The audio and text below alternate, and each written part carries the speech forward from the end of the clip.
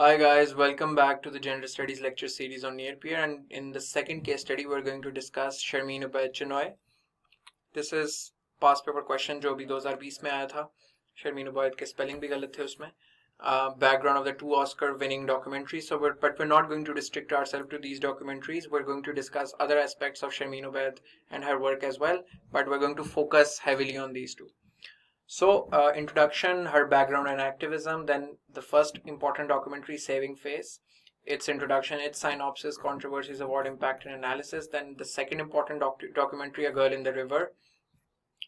Then we're going to also discuss how this impacted the law and then the country continuous challenges in the law and her other works and achievements.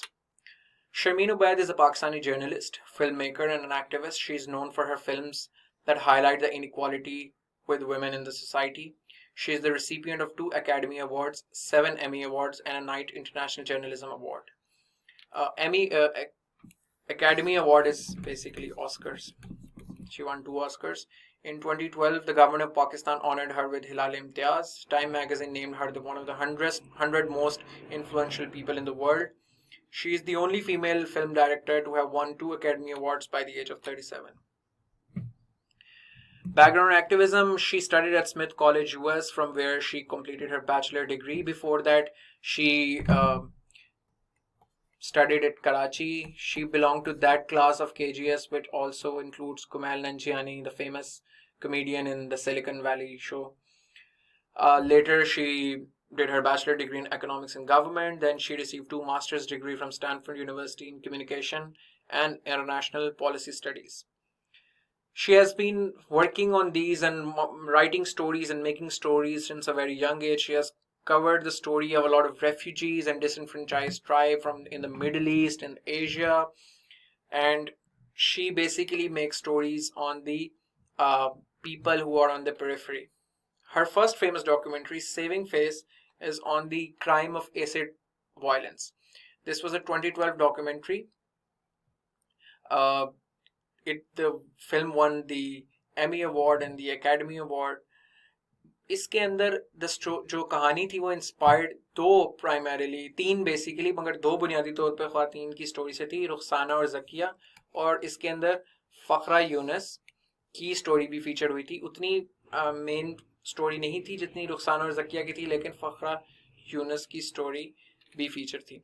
Synopsis इस documentary का ये है कि it features 2 women, Rukhsana and Zakiya, attacked by acid and their struggle for justice and healing. It follows a London-based Pakistani plastic surgeon, Dr. Muhammad Jawad, as he journeys to Pakistan to perform reconstructive surgery on the survivors of acid violence. Basically, the subject इसका जो है वो hinge करता है कि कितनी under reporting है acid violence की पाकिस्तान के अंदर, क्योंकि बहुत ज़्यादा इनइक्वालिटीज़ हैं स्ट्रक्चरल और कल्चरल जो खातिन को इनके अलावा पहले तो एक क्राइम होता है फिर वो रिपोर्ट नहीं होता. Acid survivors foundation of Pakistan जो कि फिल्म में फीचर भी हुआ है, they document that there are 100 acid attacks per year in Pakistan, but they believe that this is the official statistic and the real statistics are far more higher.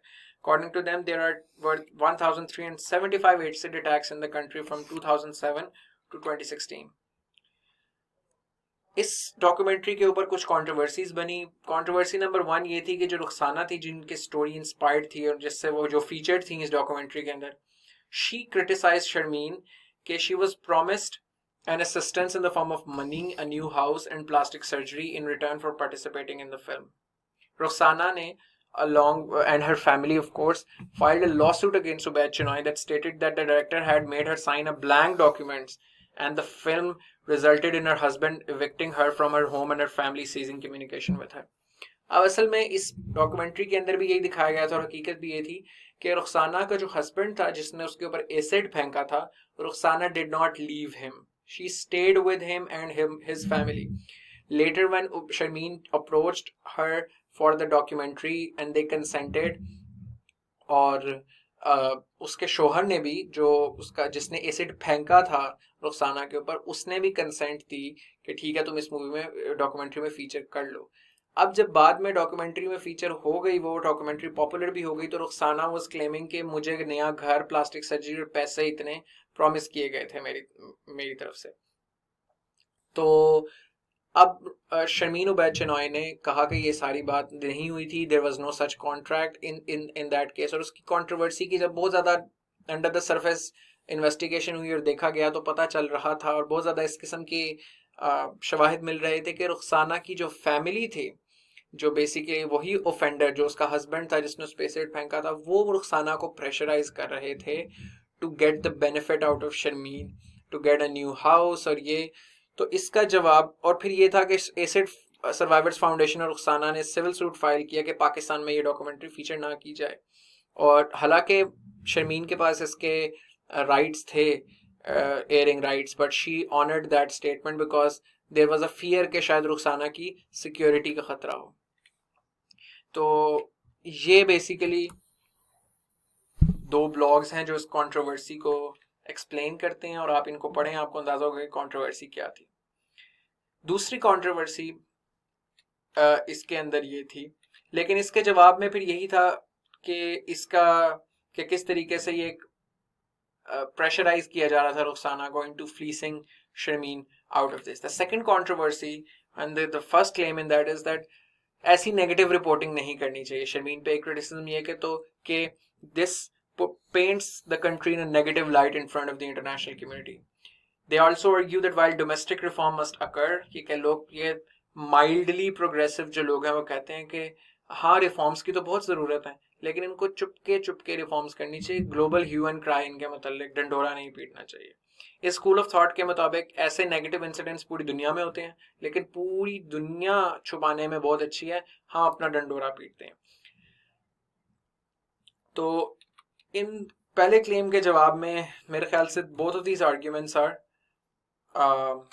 Baseless. पहला response तो शर्मीन उबैद ने इस sense में कहा कि ये तो it's not entirely painting a negative picture of the country. It paints the country in positive light as well on two accounts.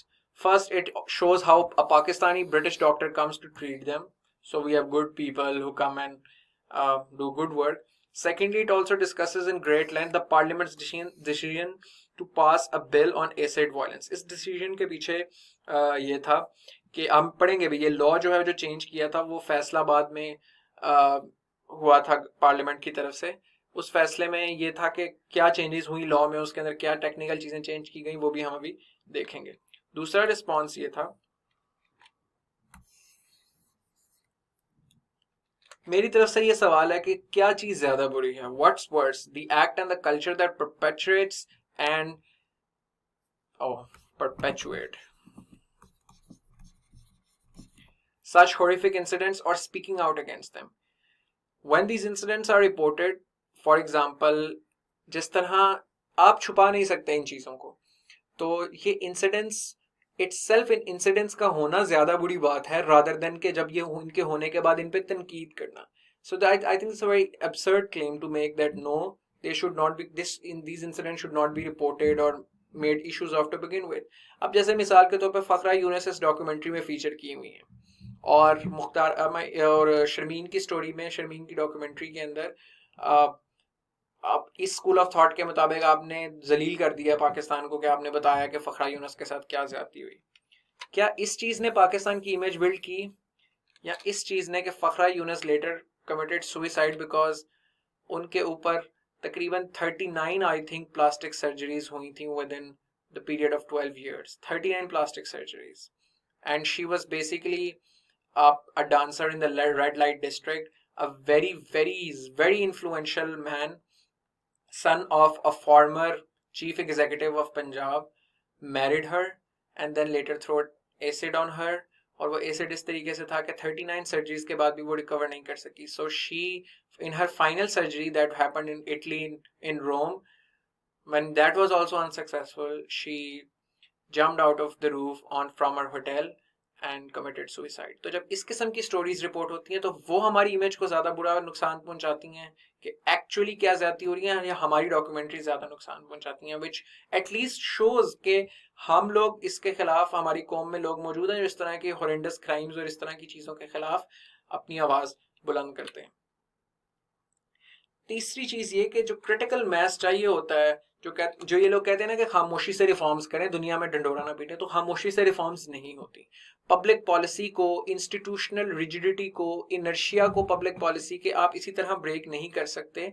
उसके लिए ज़रूरी है कि वो मेन स्ट्रीम में आए। जब वो मेन स्ट्रीम में आएगा, उसके ऊपर ह्यूमन क्राई जब मचेगी, तो ही फिर वो सिस्टम पुश होता है उस डायरेक्शन में कि वो चेंज करे और रिफॉर्म करे। जब तक फैक्ट्स कंसील रहेंगे, छुपे रहेंगे, तब तक उसे इशू ही नहीं समझा जाएगा। जब तक किसी चीज़ को इशू ही नहीं समझा जाएगा, वो कभी भी पार्लियामेंट में जेर बहस ही नहीं आएगा और ना ही कभी उस पर कानून साजी होगी। तो इसीलिए जब तक इशू नहीं बनेगा, तब तक चेंज भी कोई चीज़ नहीं हो सकती। इस फिल्म को 2012 में 2 अवार्ड मिले, ऑस्कर अवार्ड मिला बेस्ट डॉक्यूमेंट्री का, और एमी के 2 अवार्ड्स मिले, बेस्ट डॉक्यूमेंट्री और आउटसाइड एडिंग के, 3 अवार्ड्स इन टोटल। इस डॉक्यूमेंट्री का इम्पैक्ट ये था कि acid and burn crime bill 2017 जो था, वो इसके नतीजे में सामने आया, which offers free medical treatment and rehabilitation for acid burn victims who often face life long disabilities. So ये अभी बिल है, ये आई think this was not been signed into law, senate ने अभी तक इसे पास नहीं किया, तो ये एक्ट नहीं बना अभी तक, it's still a bill. National assembly ने इसे पास कर दी। अगर आपने इसका मतन पढ़ना है, तो ये मैंने आपको नीचे टेक्स्ट लिख दिया है, इसको आप कॉपी करेंगे तो आपको पूरा का पूरा वो बिल मिल जाएगा, if you want to read the whole law. इसके ऊपर एनालिसिस के पाकिस्तान में एसिड वायलेंस के क्या डायनामिक्स हैं, पाकिस्तान में क्या चैलेंजेस और किस तरह किए जा सकते हैं, this is a very very good article on this. Second is के पाकिस्तान में एसिड अटैक्स डिक्रीज किए हैं considerably over a period of time due to new legislation, due to again documentaries like these who create public awareness, due to more organisations working in it. Challenges अभी भी बहुत है, मगर data shows के acid attacks कम हुए हैं। That information that you can get from this article. Second documentary is A Girl in the River, The Price of Forgiveness. This basically features the honor killing issues of Pakistan, and this was well received. This also won the Academy Award. इसका background basically ये है कि पाकिस्तान में 1000 से तकरीबन ज़्यादा ख़वातीन जो हैं, they have been killed each year in the name of honor. This documentary basically follows the story of a young girl who survives an honor killing attempt by her father and uncle.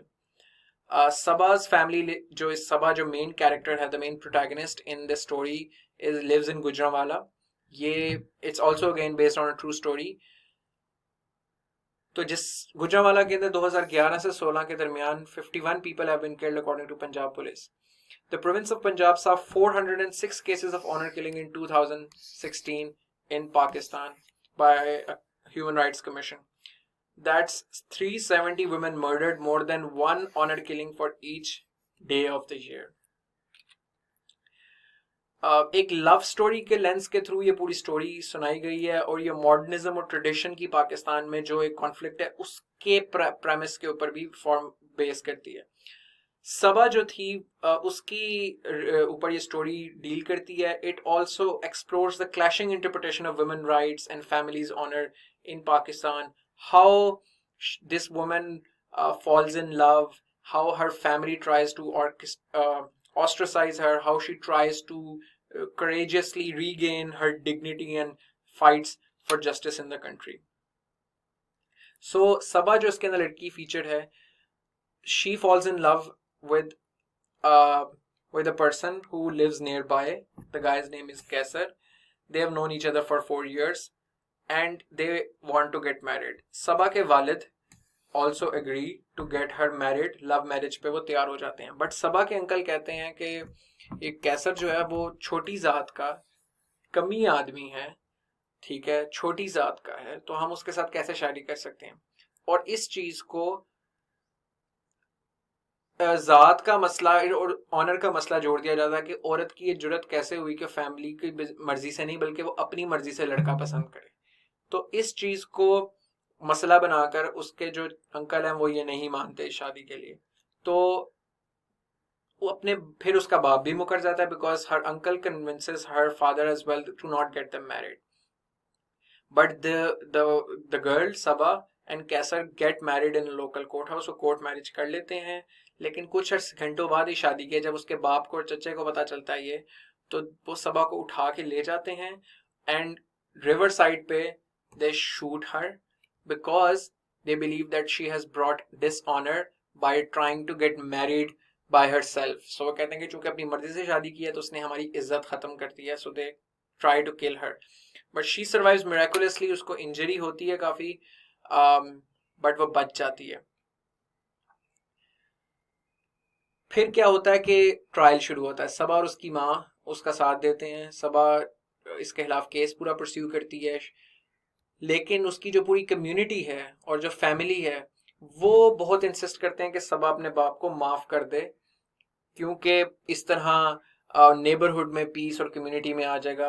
और बाप जो है चूंकि वो soul bread winner है family का, तो अगर उसके खिलाफ केस करेगी सबा तो बाकी फैमिली को बहुत ज्यादा नुकसान पहुंचेगा. तो फैमिली के सारे मेंबर्स जितने बाकी हैं वो सबा से आकर फिर तल्ला डालते हैं कि आप अपने बाप को माफ कर दो, क्योंकि अगर वो उसको माफ ना किया, वो जेल चला गया, तो हमारे खर्चे कौन उठाएगा. चूंकि पाकिस्तान में ये फॉरगिवनेस लॉ मौजूद है, हमारे यहाँ दियत का कानून मौजूद है कि कोई भी खातून के नेक्स्ट ऑफ किन या उसके नेक्स्ट ऑफ किन माफ कर सकते हैं ऑफेंडर को. सो ये डॉक्यूमेंट्री के अंदर भी ये चीज डिटेल में एक्सप्लोर हुई हुई है. सबा उसके बाद अपने हस्बैंड के साथ और उसकी माँ के साथ उसका बाद में रीयूनिफिकेशन होती है, उसकी सर्जरी होती है, उसके बाद कोर्ट बैटल, पूरी ये सारी चीजें डिस्कस हुई हुई हैं इस डॉक्यूमेंट्री के अंदर. और ये एक आर्टिकल है जिसमें ये बड़ी डिटेल में ये पूरी इस चीज को एक्सप्लोर किया गया. Encourage you guys to read this. This documentary won again 2 awards, an Academy Award and an Emmy Award for Best Documentary. This was also premiered in the United Nations headquarters in New York as part of the discussion on women and peacekeeping. अब law में challenges, existing challenges क्या हैं, क्या थे, क्या हैं इस documentary के बैकड्रॉप में, अगर हम उनको भी डिस्कस करें साथ. तो पाकिस्तान में किसास और दियत का कानून है जो कि 1990 में प्रेसिडेंशियल ऑर्डिनेंस के थ्रू इंट्रोड्यूस किया गया था और बाद में 1997 के एक्ट ऑफ पार्लियामेंट के तहत इंट्रोड्यूस करवाया गया था.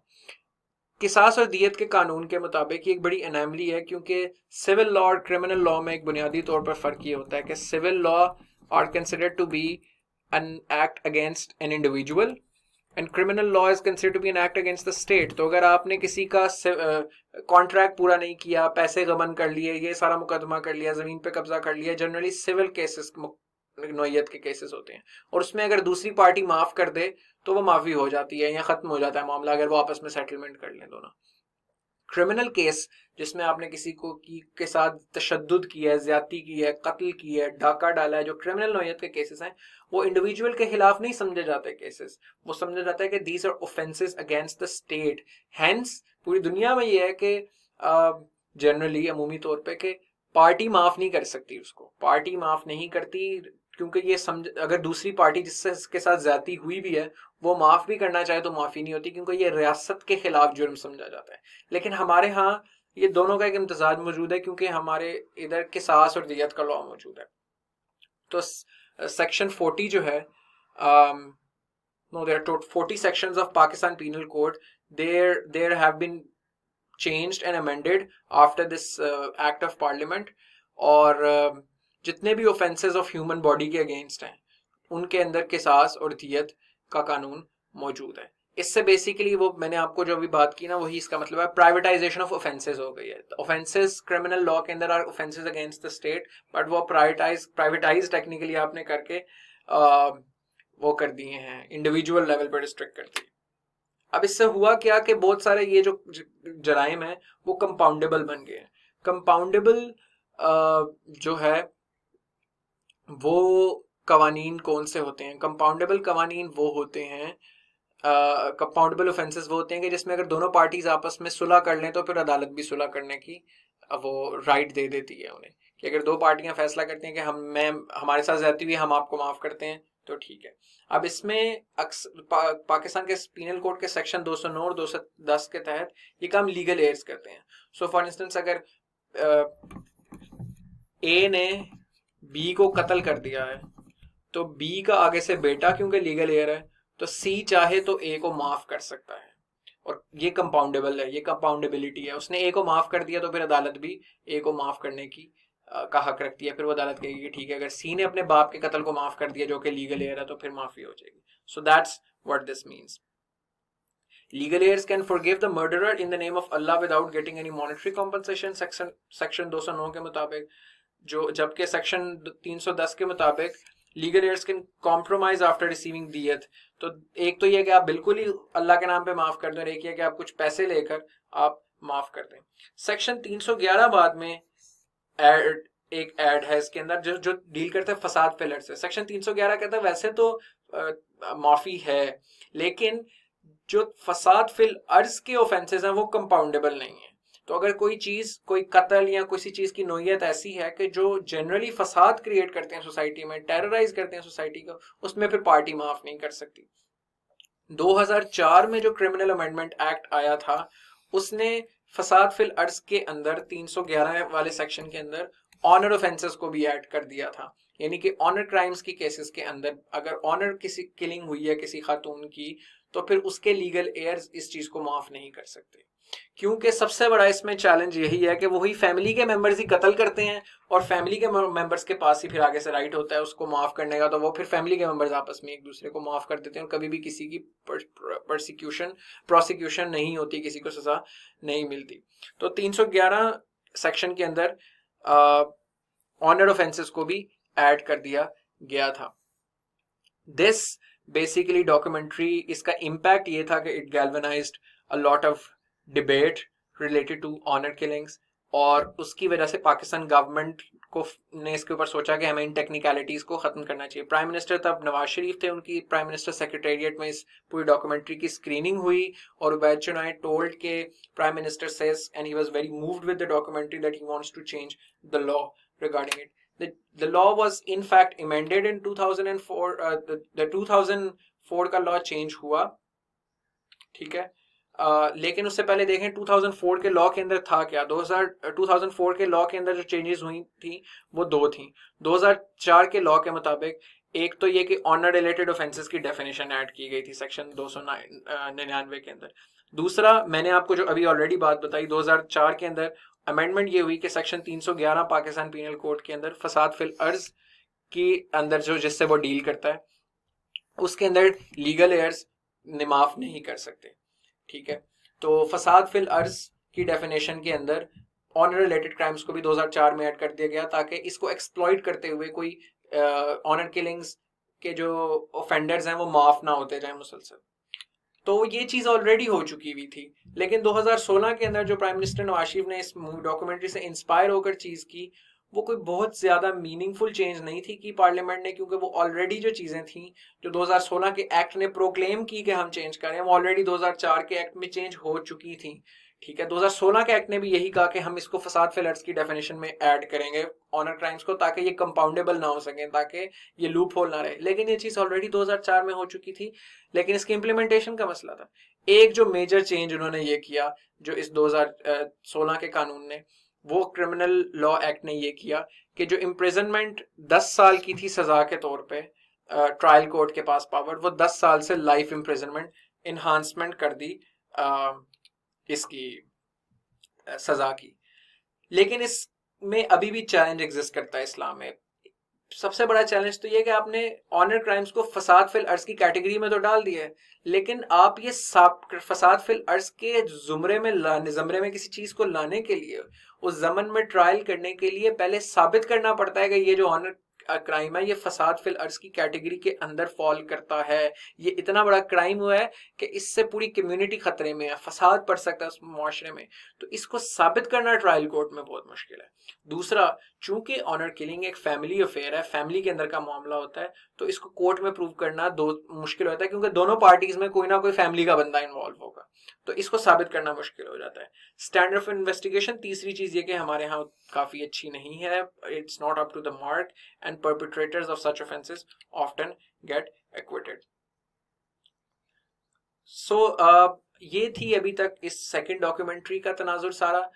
आगे हम और जो काम किए हैं शर्मीन उबैद चिनॉय ने, उनके ऊपर थोड़ी डिस्कशन कर लें। As I've told that she has been telling the stories of the disenfranchised from a very young age. Other important thing is that she's founder of the Sharmeen Ubaid Chinoy Films and has produced a lot of documentaries and animated movies. In 2007, she helped founded the Citizens Archive of Pakistan, which इसका मकसद ये कि पाकिस्तान की cultural और social heritage को depict करना। Other achievements: she has won 7 Emmy Awards and 2 Oscar Awards. She has won 1 World Media Award. Her documentaries have been aired on PBS, CNN, Discovery Channel and others. उसने पाकिस्तान के अंदर पहली animated movie जो थी तीन बहादुर, not the first animated movie, but it was the first animated movie in Pakistan to have the grossing income of 6.5 million rupees. और पाकिस्तान में रियो 2 का रिकॉर्ड था, और पाकिस्तान में रियो 2 का रिकॉर्ड भी इनकम जनरेशन के पॉइंट ऑफ व्यू से इस एनिमेटेड मूवी ने तोड़ दिया. She was awarded Hilal Imtiaz. Time magazine named her in the top 100 influential people in the world. She is a TED fellow. She's also amongst the list of 50 coolest desis. She was invited to speak at the 47th World Economic Forum and became the first ever artist to co-chair the World Economic Forum's annual meeting. और इसके अंदर you can see on YouTube as well, this session was hosted by Sharmeen, and she interviewed Karan Johar as well. She's the honorary consulate general for Norway in Karachi. Honorary consul general का काम तो obviously कोई ज़्यादा होता नहीं. It's a ceremonial position. It's not necessarily like that you represent the interests of that state, but it's an honorary and titular position. So this was the story, not of Sharmeen Ubaid Chinoy necessarily, but the story, countless stories and a lot of different experiences that Sharmeen has been projecting to us. So I hope this lecture was helpful to you guys. I would recommend you guys to watch the documentaries if you have time, and also do check the links and the additional resources that I've mentioned. Thank you.